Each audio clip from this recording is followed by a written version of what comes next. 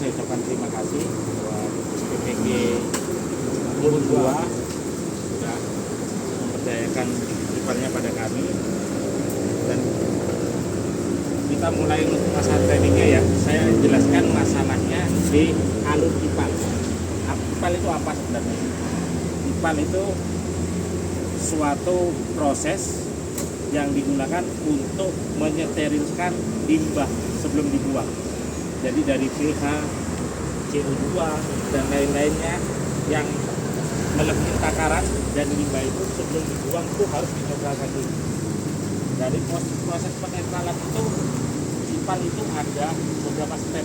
Step pertama itu gas trap. Gas trap itu fungsinya apa? Fungsi gas trap itu memisahkan kotoran kasar dengan lemak. Jadi semua kotoran kasar yang di sini itu nanti jatuhnya di sini, makanya di sini ada jaring, ya. Jaring, jadi kotoran kasar ini tidak sampai ke sana. Untuk yang kedua ini biasanya nanti untuk lemak itu nanti mengandungnya di sini, adanya di atas biasanya.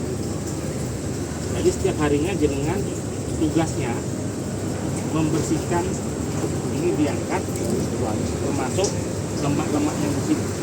Ya. Ini tugasnya apa yang rutin tiap harinya. Bisa setiap selesai cuci oprek wajib ini harus ini bersihkan. Oke. Sampai sini paham nggih?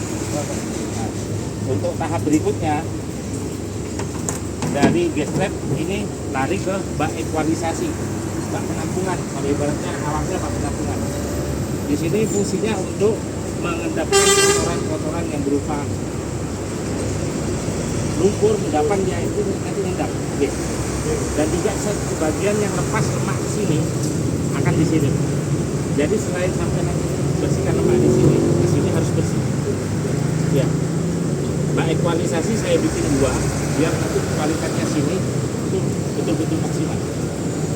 Fungsinya ekualisasi sama gas trap ini selain untuk memisahkan gini ya, kualitasnya untuk nano air dan juga biar mesin awet.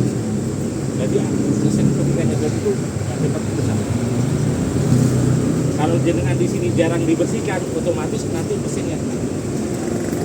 Kalau mesin kena, solusinya gimana? Tinggal buka water meter ini. Water mode dengan buka ini juga. Nanti mesin diangkat ya, disemprot bawahnya. Oh iya, Pak. Ya, mesinnya ya. Di sini itu sistemnya kita semuanya otomatis, Mas. Pakai pelampung. Jadi nggak perlu ngidupin, matiin mesin, nggak perlu. Otomatis ketika nanti air sudah debit naik, ininya ngangkat otomatis ini menumpah ya. Dari sini ya. Ini ekualisasi 2. Dari ekualisasi ini nah sini mau, Mas.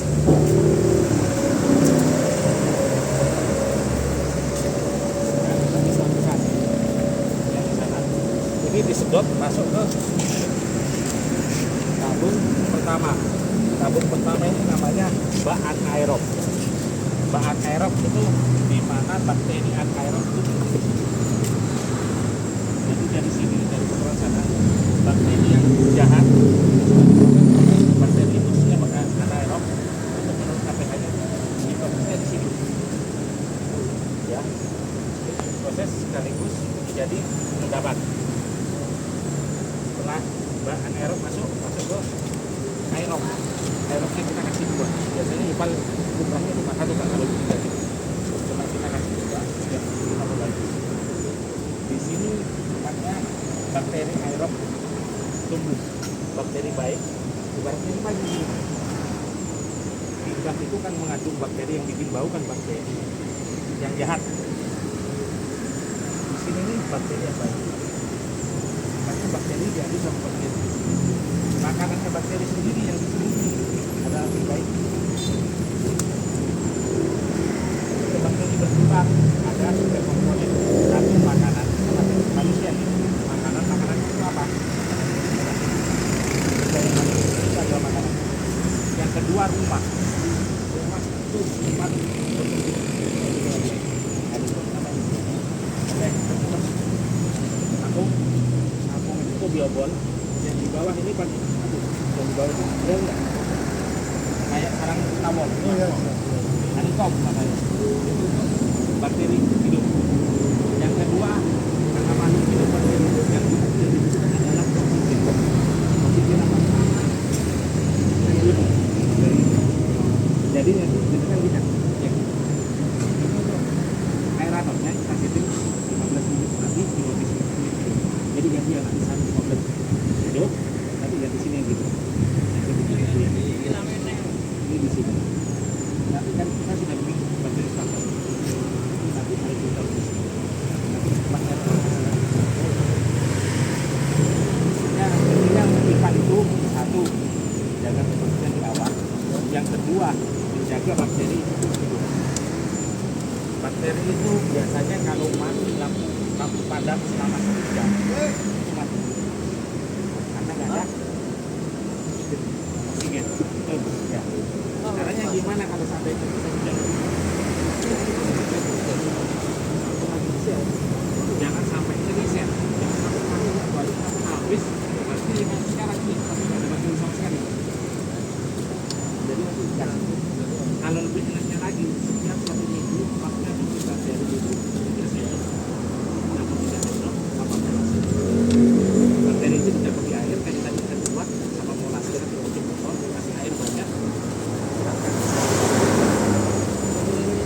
Jadi namanya bakteri banyak itu kan ada apa mati gitu ya. Jadi itu harus ditambah 1 minggu. Kalau seandainya nggak sampai 1 minggu di sini listrik padam lebih dari 1 jam, itu maknya kasusnya agak banyak. Biasanya 3 sendok maknya diberikan takaran api. Ya. Nah, kan tadi ya dua ini, bakteri dua ini. Kalau yang anaerob ini bakteri otomatis itu sedikit. Sama dua-duanya, kalau semua dua-duanya harus dua-duanya lagi ya. Oke. Dari proses dari sini sudah sampai sini udah ngerti nggak? Dari sini, dari proses bakteri sini masuk ke bak sedimentasi. Sedimentasi ini bak pengendapan. Jadi sisa-sisa yang ada di sini, sisa-sisa yang ke sini sebelum dimasukkan filter, air itu akan mengendap lumpur-lumpur. Dari bak sedimentasi itu masuk ke filter. Tapi sebelum filter ini harus ada yang ditambahkan. Nanti kalau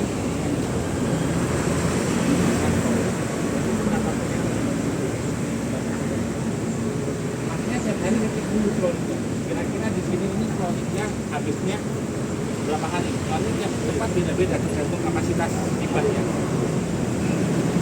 Jadi klonik kalau sudah habis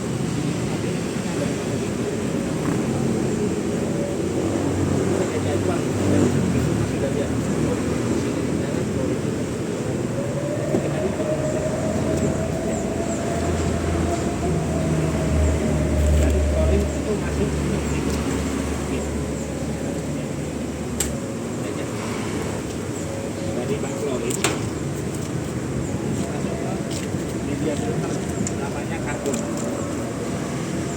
Karbon itu isinya karbon. Karbon itu isinya apa? Kalau itu hilangkan bau,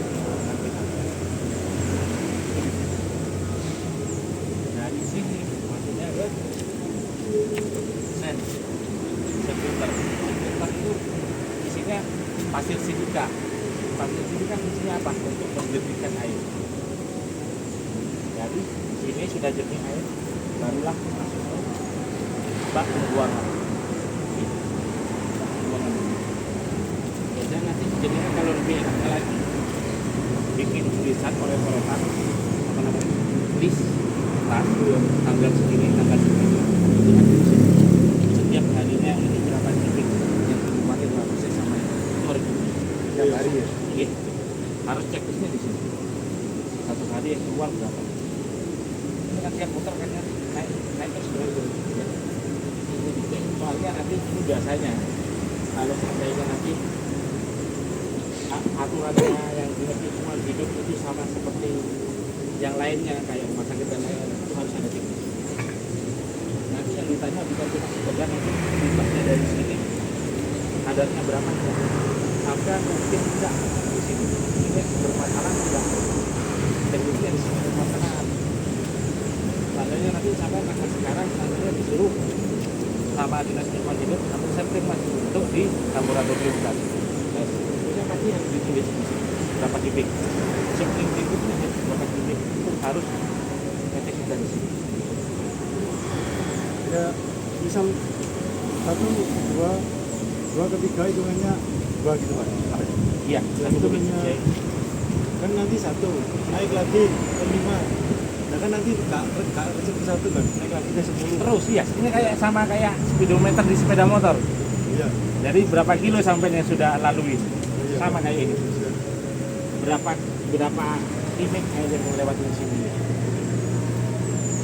Ini harus dibuatkan checklist karena checklistnya ini sudah selesai ya tadi di sini ya. Sekarang yang kedua ini untuk perawatan ya. Perawatan 1 di gas tadi sudah bersihkan, termasuk sini bersihkan sini, jadi empatnya harus punya jaring ya, khususnya lemak itu nanti semakin besar semakin padat. Bagian atas satunya sama di situ ya. Tapi kalau kotoran kasarnya dibuang kan tempat sampahnya ada di luar yang pasti gitu ya. Nah, untuk yang kedua untuk perawatan ini ya Mas, untuk 1 bulan pertama ini kan masih bakteri belum stabil ya. Jadi setiap hari jenengan wajib untuk namanya bed wash. Bed wash ini tidak boleh bareng-bareng, jadi mulai dari 1 kelas itu jangan selama paling enggak 15 detik lah. Kan ini buang sana kan 15 detik juga ya. Juga sini juga.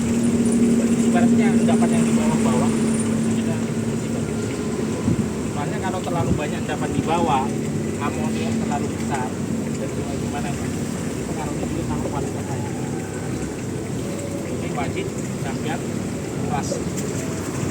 Sementara ini saya ngasih dalam kebenaran tiap hari dengan harus selamat.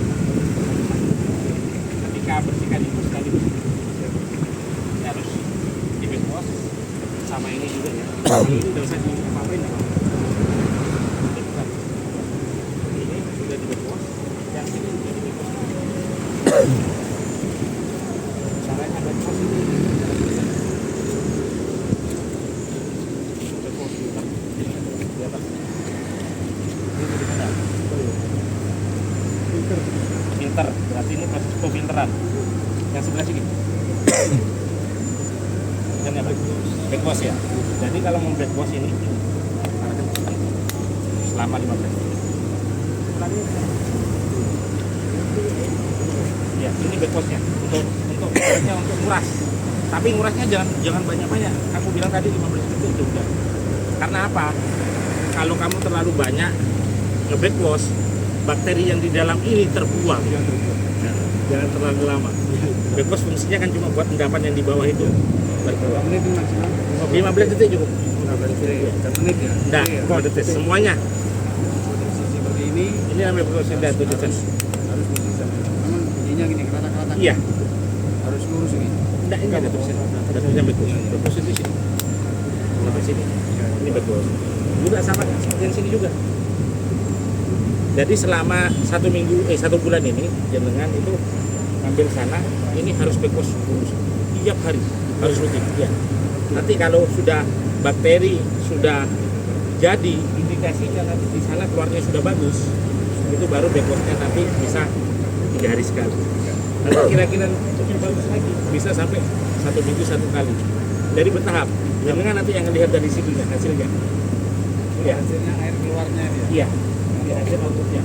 Kalau kira-kira di hasilnya sudah bening, nggak bau ya, itu sampai harus lanjut di sini. Jadi, ya, itu gitu.